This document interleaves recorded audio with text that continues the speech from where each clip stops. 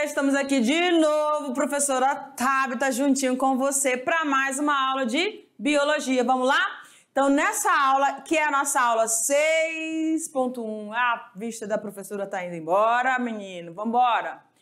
Nós vamos falar sobre as hipóteses da origem da vida, tá bom? Dando uma continuidade nessa formulação dessas hipóteses. Tudo bem, então? Então, nessa aula, a gente vai frisar novamente o experimento de Louis Pasteur, ok? E nesse experimento que nós comentamos um pouco dele na última aula, nós vamos também falar sobre as hipóteses de Oparin e Haldane. E em cima dessa teoria aqui, nessa hipótese de Oparin e Haldane, que falaram aí, descreveram como era a atmosfera, que deu origem às primeiras formas de vida, onde essas primeiras formas de vida surgiram no planeta, enfim. Aí, a partir disso, o Miller criou um experimento, tá? O Stanley Miller. E a gente vai descrever esse experimento também, que foi importantíssimo para a gente conseguir começar a compreender todos os mecanismos de quê, prof? De obtenção de energia das formas primitivas e das formas mais evoluídas de vida. Então, a gente tem as hipóteses autotrófica e temos também a hipótese heterotrófica. Tudo bem? Calma o teu coração.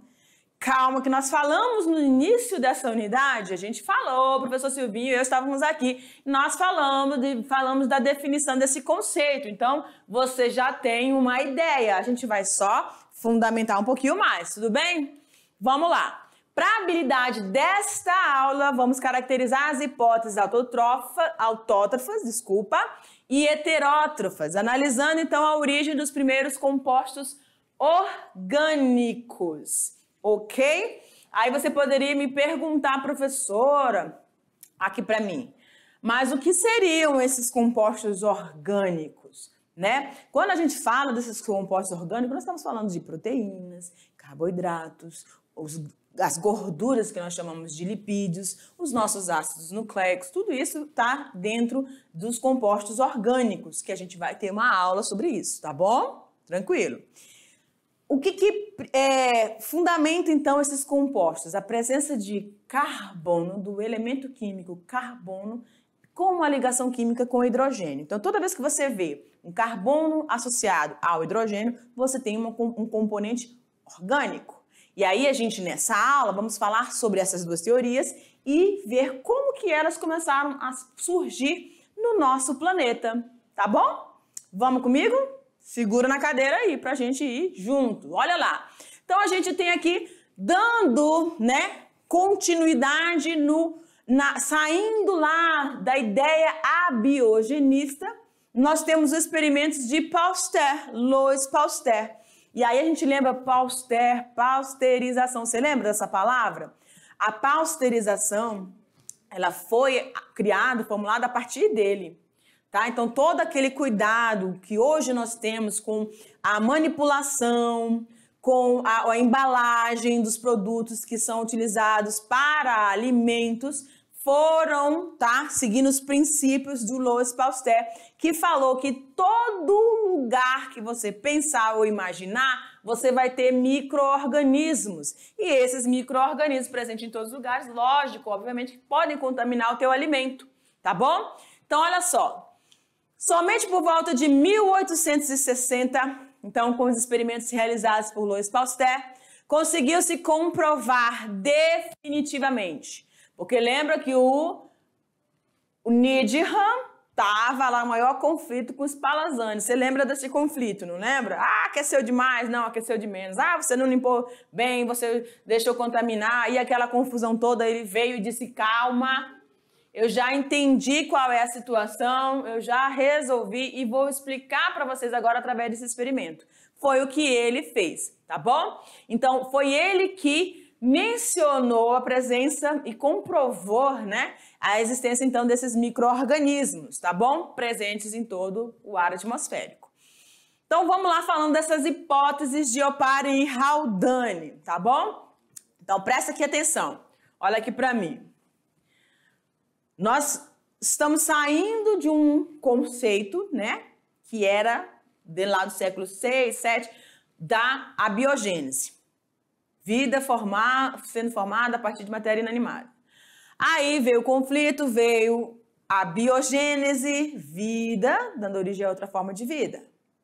Tiveram os conflitos, Louis Pasteur concluiu, derrubou completamente essa teoria e agora a gente vai tentar entender, vamos então tentar entender e compreender como que essa vida começou a surgir no nosso planeta. E aí a gente tem esses dois carinhas aqui, Opara e Haldane, que não estavam, os seus trabalhos não estavam totalmente ligados, mas eles eram muito semelhantes, então eles estavam falando a mesma língua em lugares distantes, né? Mas eles começaram opa, esse carinha tá falando, tá pesquisando algo que eu também estou pesquisando, então vamos nos unir aqui, vamos ver como é que nós apresentamos isso para o mundo, tá bom? Foi o que eles fizeram. Então ficou conhecido como as hipóteses, está aqui, ó, de Opara e Haldane. Agora eu vou sumir. Plum. Sumiu. Aê! E agora a gente vai dar continuidade então. Olha lá, eita, prof, calma lá. Então, Alexander Oparin, o russo, e John Haldane, que era escocês, gente, dá um look, né? Não é todo homem ter esse olhar, não, né? Detalhe, mas tudo bem. Esse Haldane e o Oparin, então, propuseram na década de 1930 hipóteses semelhantes sobre a vida, como que a vida, né, se originou na Terra. Então, eles se compenetraram, se concentraram em dar soluções e respostas para o mundo em relação ao surgimento da vida no nosso planeta Terra. E olha só, eles descreveram, então, como seria a atmosfera primitiva da nossa Terra. O que ele diz? Apesar de existirem pequenas diferenças entre as suas hipóteses, basicamente, esses cientistas propuseram a mesma coisa, em que os primeiros seres vivos surgiram a partir de moléculas orgânicas, tá bom? Então, o ponto importante que você precisa estar lembrando aqui numa avaliação, de que eles falavam para Haldane? Sobre o surgimento das formas de vida no planeta Terra. Para isso, eles criaram, né, toda uma situação, hipóteses, e mencionaram, fizeram descrição do seu trabalho, dizendo que as formas de vida que estavam surgindo no nosso planeta, todas elas formaram-se a partir de moléculas orgânicas. Aliás, as nossas moléculas orgânicas, surgiram a partir de substâncias inorgânicas. Aonde que eles, ambos, apesar de suas pequenas diferenças nas suas hipóteses, aonde eles descreveram que essa vida surgia? Na atmosfera primitiva, tá aqui, deixa eu mudar a canetinha. Na atmosfera primitiva e também nos oceanos. Tudo bem? Mas por que isso, professora? Olha só, nessa imagem você consegue observar vulcões, tá bom? Esse vulcão em plena atividade, em erupção e lançando a lava, né? A lava desse vulcão sobre esse ambiente. Na foto, tá? Nesse desenho aqui, você já tem água. Mas inicialmente você só tinha esses vulcões e essa grande concentração de substâncias químicas sendo expelidas pelo vapor aqui, tá? E por toda essa substâncias químicas que estavam sendo lançadas através da erupção desses vulcões. O que aconteceu? Ele disse que essas substâncias inorgânicas que eram eliminadas, elas acabaram começando a se unir. Reações químicas começaram a surgir. E aí, essas ligações químicas, já na atmosfera primitiva, tá bom? Começou, então, a dar início à formação dessas moléculas orgânicas. Ok? Então, eles vão descrever as substâncias inorgânicas, substâncias químicas, os elementos químicos estavam presentes nesse vapor, essa fumaça aqui que saía da erupção desses vulcões, que era formada a partir desses vulcões. E aí houve o início, né, do processo de precipitação, ou seja, das primeiras chuvas, que começou o processo então de resfriamento dessa terra, e aí sim o acúmulo de água na superfície terrestre. Primeiramente o resfriamento, tá? E depois essas chuvas intensas, verdadeiras tempestades, tá bom? Que estavam acontecendo nesse período, começaram então a se acumular em vários lugares do nosso planeta. E aí aquilo que estava começando, essas reações químicas que começaram aqui, que deram início às primeiras moléculas orgânicas, começaram a se acumular e sofrer novos processos de reações químicas também na água. Tudo bem? Ok, né? Então, Opar e Haldane descreveram toda essa atmosfera e afirmaram que essas moléculas orgânicas surgiram a partir de substâncias inorgânicas que estavam presentes sendo liberadas, então, pelas ações desses vulcões. Olha lá. Então, aqui a gente tem a imagem descrevendo esses ambientes. Você tem aqui, ó, o início do acúmulo de água, tá? E esse acúmulo de água já começando a ter as formações e a organização dessas que vão ser as nossas matérias orgânicas, dando início a essas substâncias químicas orgânicas, tá bom? Então, o que foi importantíssimo nessa descrição? Obviamente, a presença dos vulcões, tá? A ativação desses vulcões, as descargas elétricas e a presença da energia solar também, que vai estar presente aí. Professora, mas foi essa energia solar que inicialmente, então, deu, né, início a todo esse processo, essas reações químicas que já estavam acontecendo na atmosfera? Segundo a descrição desses cientistas, as descargas elétricas, tá bom, foram o ponto principal para essas ativações entre essas moléculas, tá bom? Que começaram aí a se unir e se modificar. Por quê? A quantidade de vulcões ativos era tão grande e a fumaça cobria toda a superfície da Terra e o Sol ficava muito timidamente, né? Lembra aqueles dias nublados? Pois é, mas só que em vez de nublar, estava só a fumaça, então você não tinha como esse Sol chegar a incidir com muita força na superfície da Terra, tá? Quando começou o processo de condensação, processo de precipitação e as primeiras chuvas, aí sim começou, então, essas nuvens se dissiparem e o Sol começar a permitir que a sua radiação chegasse no planeta e aí, obviamente, vai dar continuidade a toda a forma de vida que hoje nós conhecemos. Tudo bem? Passemos, então. E aí, todo esse conhecimento trazido a partir deles, dessa formulação dessas hipóteses de Opar e Haldane, foram, então, deram um estalo, vamos dizer assim, né? Num jovem estudante, num jovem cientista chamado Stanley Miller. E aí ficou conhecido, então, pelo experimento de Miller, tá? Vamos, então, acompanhar o que ele fez. Olha lá. Stanley Miller acreditava que a Terra primitiva era composta por, preste atenção, quando Opar e Haldane falaram, eles descreveram mais ou menos ali o que eles achavam que tinha, mas o Stanley Miller foi aprofundando, ele disse assim, rapaz, pela descrição que eles fizeram, as hipóteses dele, ele acredita que nessa Terra primitiva, tá, que estava sofrendo esse processo de acúmulo de água, as descargas elétricas ainda continuavam aqui, havia então, deixa eu mudar minha canetinha, a presença de amônia, metano, hidrogênio e vapor de água. Essa era a descrição que Stanley Miller fez a partir do que Opar e Haldane propuseram na sua hipótese. Tudo bem? Então, aqui nessa imagem você consegue ver descargas elétricas, as tempestades, essas descargas elétricas foram que deram início, então, a essas reações químicas todas acontecendo aí a partir dessas substâncias inorgânicas, formando, então, as substâncias orgânicas. E aí a gente consegue ver aqui algumas crateras, né, com já acúmulos de água. Por que essas crateras? Porque a chuva era violenta, gente. Então, ela estava, na verdade, essas chuvas acabavam desenhando, né, modulando ou moldando toda essa superfície terrestre que que estava sendo modificada e alterada agora a partir de todos esses fenômenos que estavam acontecendo. Tudo bem? Vamos continuando?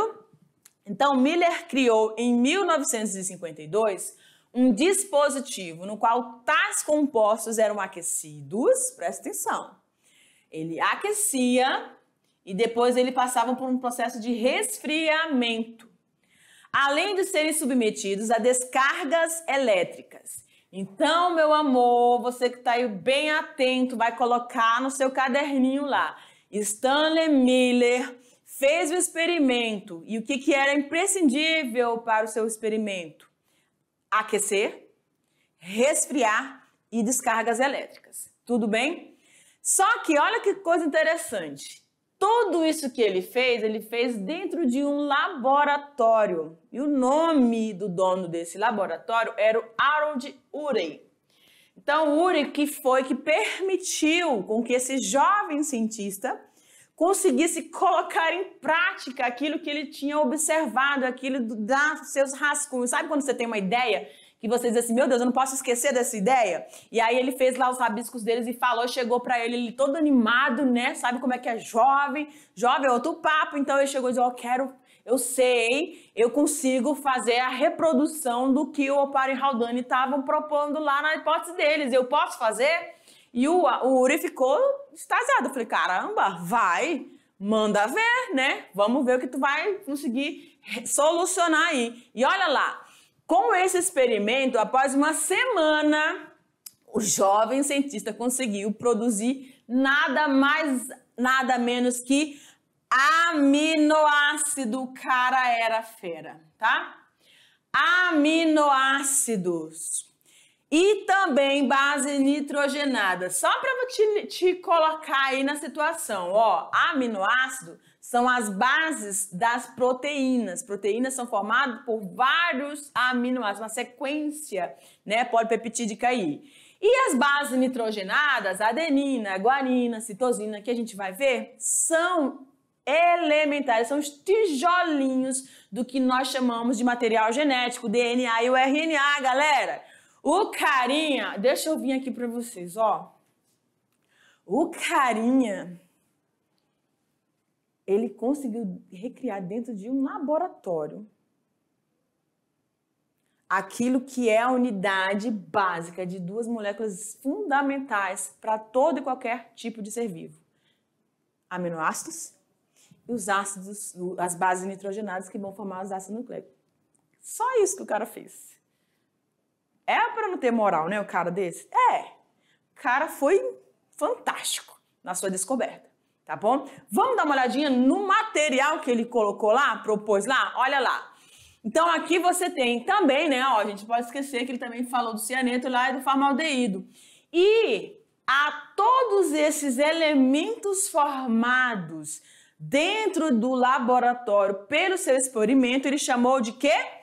Sopa pré-biótica. Tá aqui, ó. Sopa pré-biótica, ou seja, o pré que antecede alguma coisa, biótico de vida. Então, sopa que iria dar origem a algo vivo, tá bom? Então, aquilo que vai estar nutrindo, enfim. Tudo bem? Então, várias terminologias vocês vão ver que trazem nomes diferentes, mas querem dizer a mesma coisa. Olha lá. Esse aqui foi o experimento de Miller, tá? Feito lá dentro do laboratório do Urey, tudo bem? Então, o que ele fez? Lembra que a gente falou que ele passava por um aquecimento? Ok. Deixa eu mudar aqui minha canetinha para ficar legal. E aí eu quero o vermelhinho. Passou por um aquecimento, tá bom? Essa estrutura aqui como se fosse um balãozinho. E aí, ferveu essa água, né? Iria passar por um processo de resfriamento. E nesse processo de resfriamento ia chegar nessa outra estrutura. Vamos dizer que seja aqui estrutura A, tá? Estrutura A e a estrutura B. Ainda tem a C. Aí lá no B, o que você tem? Lembra que a gente falou aquecimento, resfriamento e aí tem descargas ou energia, eletricidade. Então, ele usou eletrodos, essas estruturas aqui, que faziam com que a água, né, no estado lá que passou pela evaporação, chegou ali, juntamente com essas descargas elétricas feitas por esses eletrodos, tivesse também, obviamente, a presença desses elementos aqui, ó. Metano, amônia, água e hidrogênio. Eram esses os componentes que ele descreveu que existia nessa atmosfera primitiva. Amônia, metano, água e hidrogênio. E foi exatamente isso que ele conseguiu obter. Então, essas eram as características. Aqui no ponto B, eram as características que Opara e Haldane tinham descrito lá, né? Descargas elétricas, vulcões, as substâncias inorgânicas formando as substâncias orgânicas. Só que aqui você só tem substâncias inorgânicas, tá? O que é que vai acontecer? Quando chega no ponto C, tá? Você já tem as substâncias ou os compostos ou as substâncias orgânicas, que aí a gente viu os aminoácidos, tá bom? E também as bases nitrogenadas. Então, o Stanley Miller, a partir desse experimento com eletrodos, com águas em fervura, com a água sendo resfriada para o processo aí acontecer, né? Descrevendo toda aquela atmosfera lá da Terra primitiva, tá bom? E aí chegou aqui no ponto C, ele conseguiu ter essas substâncias. Foi muito importante para toda a comunidade científica da época, tá certo? Vamos lá? Pela análise da água contida nessa parte em U, pode-se verificar a formação dessas moléculas orgânicas que ele dizia que sim, eram formadas tanto na atmosfera, como o Opara e Haldane descreveram, quanto nos corpos hídricos, tá? Entre elas, nós tínhamos aminoácidos, e qual tipo de aminoácido ele descreveu? A glicina e a alanina, tá? Tem vários tipos de aminoácidos. Substâncias que formam as nossas proteínas. Posteriormente, novas pesquisas obtiveram outro tipo de aminoácidos também, e vários compostos de carbono, certo? Vamos seguindo? Os probiontes de Oparin receberam diferentes nomes dados pelos cientistas. A sopa pré-biótica ou probiontes, tá bom? Também, dependendo do seu conteúdo, eles eram chamados de... Deixa eu ver aqui quanto tá aqui.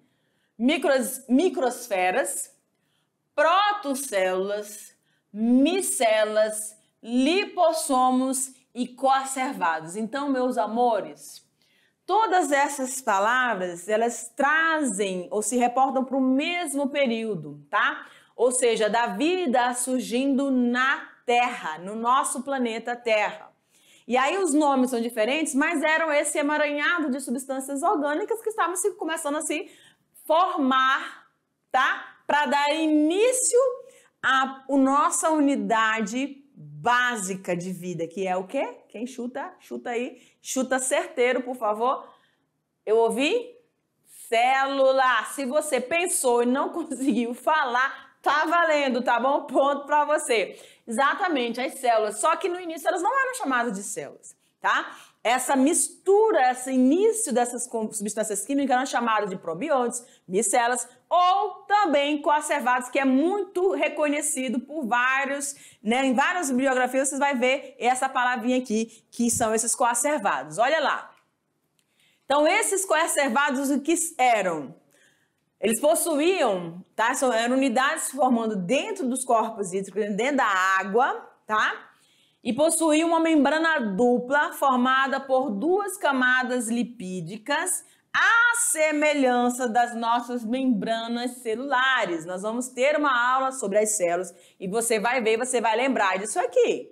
Então, essas substâncias que estavam começando a ser formadas nos corpos hídricos, chamadas pelo Miller de probiontes, para alguns outros de coacervados, certo? Tinham essa mesma estrutura, essa bicamada de lipídios. O que são os lipídios, gente? Gordura, tá bom? Envolto aí por moléculas de água, protegidos por moléculas de água. E aí a gente vai ver que existe semelhança entre esses coacervados, ou essas protocélulas, essas micelas, lipossomos, que enfim, só muda os nomes, para as nossas unidades celulares hoje, tá bom? Vamos lá.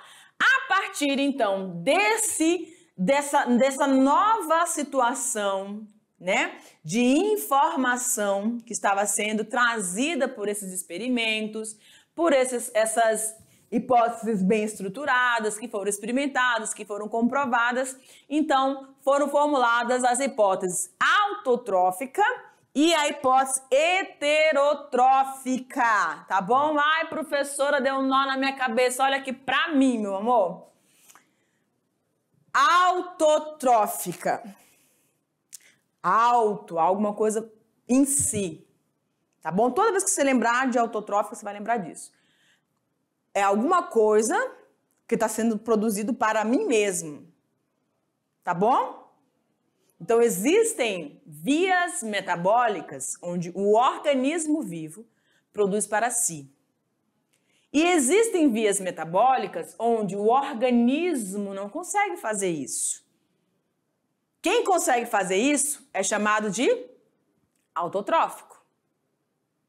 Tudo bem? Quem não consegue, como eu e você, nós somos o quê? Heterotróficos. Certinho? Por que heterotróficos? Porque a gente gosta de obter alimentos. Bom prato de comida, né? Passamos para dentro. A plantinha fica lá paradinha. Não tem deslocamento. Ela pode ter movimento, dependendo do tipo de caule dessa florzinha, né? Por causa do vento. Não que ela vai ficar segura. Lá tem... só tem um girassol. Pois é, mas é uma situação. Aí temos a questão de hormônios, enfim, influência de várias situações ali, tá bom? Movimentos, e né? Não deslocamento como as espécies de outros seres vivos que saem caminhando, se deslocando por alguma forma, tá bom? Aí elas ficam ali e aí elas realizam o processo autotrófico, tá aqui em cima. Para si. Tudo bem? Vamos continuar? Olha lá, pode tirar. Aí a gente tem, então, a descrição de como que foi acontecendo esse processo ao longo do tempo. Então, segundo teorias bem fundamentadas também, diz que os primeiros organismos que surgiram na superfície da Terra, eles eram muito simples. Muito simples. Quando a gente fala simples, significa o quê, professora? Que eles não tinham complexidade, como a nossa espécie. Por exemplo, nós temos só o nosso cérebro humano é altamente complexo, não é? Pois é. Dentro do nosso corpo humano, temos vários órgãos que realizam diferentes funções. Então, nós somos organismos complexos. Outros organismos são mais simples. Quando a gente pensa aí numa bactéria, que é formada por um organismo com uma única célula, tá bom? E aí, quando a gente pensa em nós, muitas células, ser multicelular. Então, vai ter vários outros tipos de funcionamentos aí. Mas esses primeiros organismos então, eram muito simples. Essas reações químicas, as reações químicas em suas células também eram simples. Então, nós estamos falando de uma unidade onde nós vamos ter a realização de obtenção de energia. Quando a gente fala de reações químicas, é aquilo que vai ter que acontecer nesse ser vivo para mantê-lo vivo, tá bom?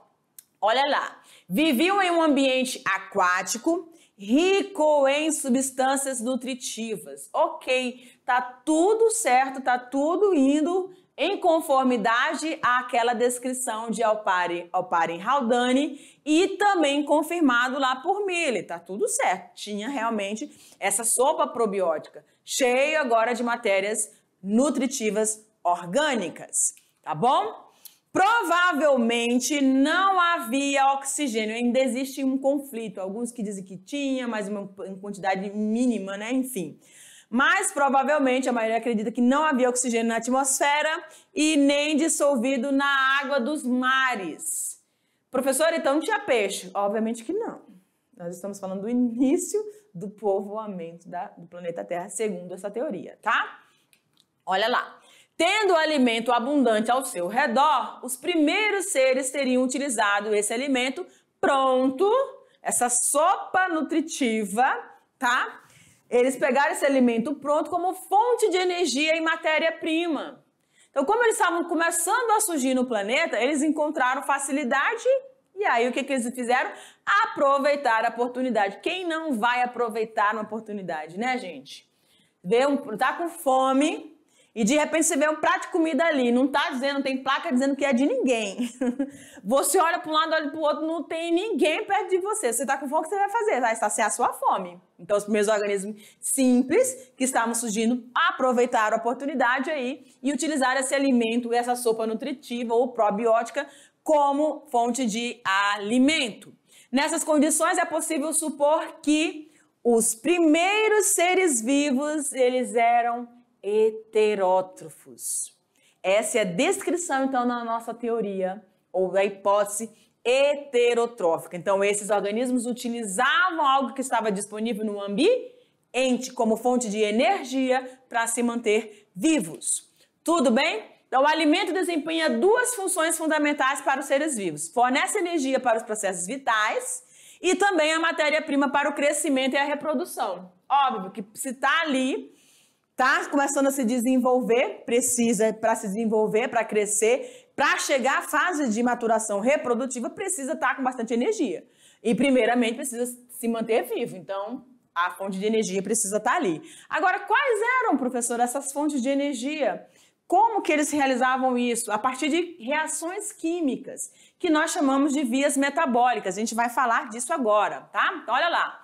Uma vez dentro das células, esse alimento precisa ser degradado em condições da Terra atual, a Terra atual que está sendo descrita aqui, tá? Lá a Terra primitiva, todo com aquele resfriamento, tudo aquilo ali.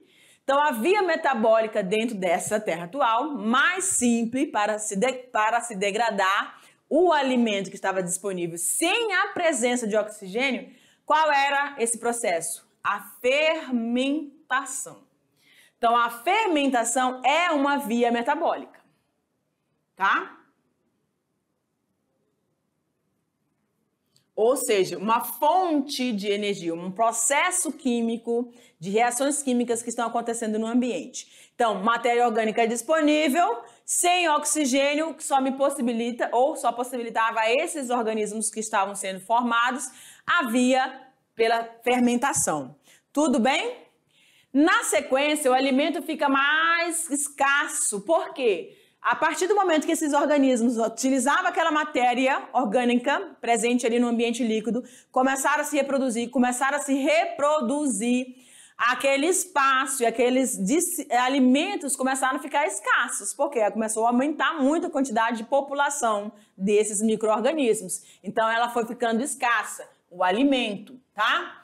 Há um aumento da competição. Óbvio que se eu tenho pouco alimento e eu tenho vários outros seres vivos, eu vou ter o quê? Competição entre eles. A gente está falando aqui de uma competição praticamente da população mesmo, tá? Não é de comunidades ainda.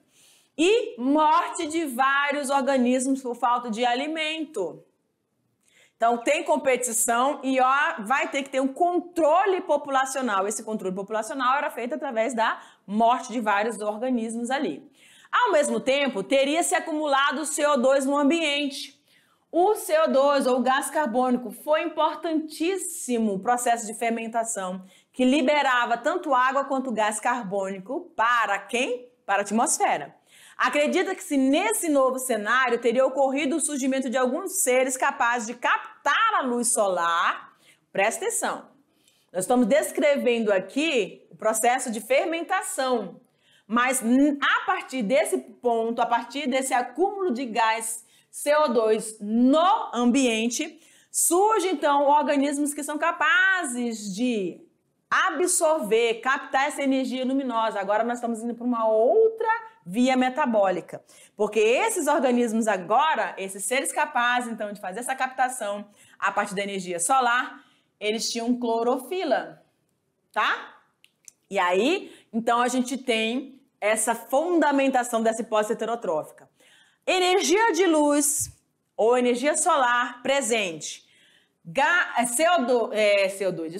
H2O, a água, e o CO2, tudo isso aqui disponível permitiu, então, o surgimento dos primeiros seres autotróficos, que eram exatamente disso que eles precisavam. E aí eles tinham o quê? Clorofila, absorvia energia solar, então surge aqui a segunda via metabólica, tá bom? Que é o processo fotossintético. Ok? O que é que eles precisavam então, professora? Energia solar? Tinha. Tinha água? Tinha CO2? Tinha, por causa da fermentação dos primeiros organismos que eram heterotróficos. Esses agora não são mais heterotróficos, eles são autotróficos. Tá bom?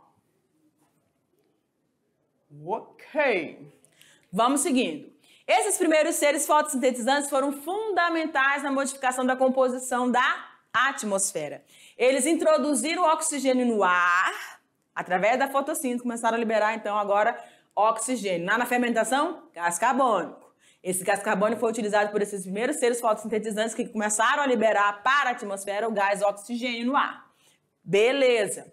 E a atmosfera, então, teria passado de redutora a oxidante. Muitos organismos com a presença do oxigênio se deram mal, muitos foram eliminados porque eles não estavam acostumados com esse ambiente oxidante, e sim um ambiente redutor, tá? Vamos lá.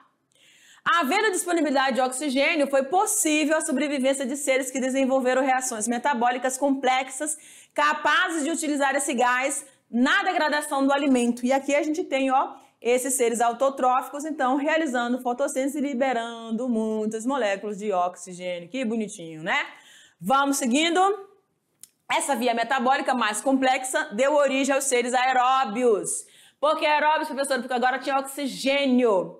E esse oxigênio, a partir do processo de fotossíntese, permitiu uma outra via metabólica, a terceira via metabólica, que é o quê?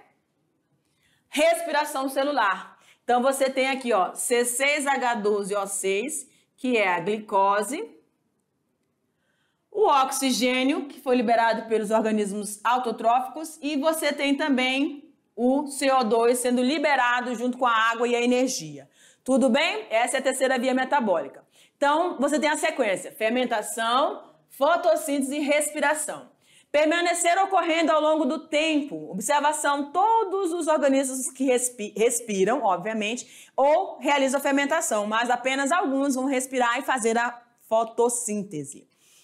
E a hipótese autotrófica, prof, como é que ela surgiu? Cientistas argumentam que os seres vivos não devem ter surgido em mares rasos, de águas quentes, como proposto por Aparo em Haldane, ou seja, na superfície da Terra. Eles acreditavam que era feito lá embaixo, lá no fundo dos oceanos que se formaram, pois a superfície terrestre, na época em que a vida surgiu, era um ambiente muito instável. Meteoros, cometas atingindo a superfície da Terra com muita frequência. Então, ele era um lugar de caos. Então, eles descreveram outra situação. Devido ao bombardeio cósmico, alguns cientistas especulam que os primeiros seres vivos não sobreviveriam a tudo isso. Então, eles propõem que a vida tenha surgido em locais mais protegidos, chamados de assoalho dos mares primitivos. Então, em 1977, foram descobertas nas fontes termais submarinas locais onde emanam gases quentes e sulfurosos que saem de aberturas do assoalho marinho. Então, muitas bactérias autótrofas que realizam o processo diferente de fotossíntese, e esses organismos agora, eles vão, essas bactérias que vivem não na luz, né, fora do ambiente luminoso, mas eles vão conseguir, então, ter um processo de desenvolvimento diferente. E que processo era esse, prof? A quimiossíntese, onde eles pegam substâncias inorgânicas. Que substâncias inorgânicas eram essas? Lá das fendas termais, né, das fontes termais, aqueles alimentos sulfurosos, tá bom? A principal evidência dessa teoria, dessa hipótese, é a descoberta de bactérias primitivas que vão obter alimento a partir de reações inorgânicas simples, tá bom? Essas bactérias foram chamadas de quimiolito-autotróficas. Nossa, professor, que palavrão, pois é. Essas utilizam componentes inorgânicos da crosta terrestre para fabricar as moléculas orgânicas que servem de alimento. Então, aqui é uma outra via ali, a via, então, autotrófica. Olha aqui pra mim, meu amor. Tchum! Cadê eu? É isso aí. Então, você tem a via autotrófica e a via heterotrófica. E na hora da revisão, a gente vai chegar um pouquinho mais lá nesse assunto, tá bom?